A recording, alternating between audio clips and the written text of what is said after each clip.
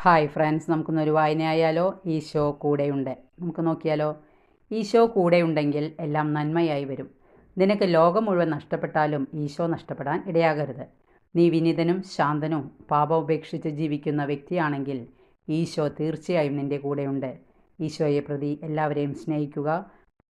ലോകം മുഴുവൻ നിനക്ക് ശത്രുവായി മാറുന്നതാണ് നീ ഈശോയെ ദ്രോഹിച്ച് ഈശോയിൽ നിന്നും അകലെ പോകുന്നതിനേക്കാൾ നല്ലത്.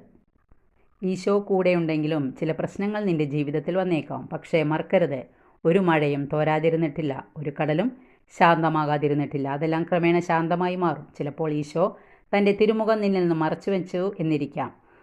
പക്ഷേ നീ നിരാശപ്പെടേണ്ട. നീ എത്രമാത്രം തീഷ്ണതയോടെ ഈശോയെ അന്വേഷിക്കുന്നു എന്നറിയാനുള്ള ഒരു മാർഗമാണ്.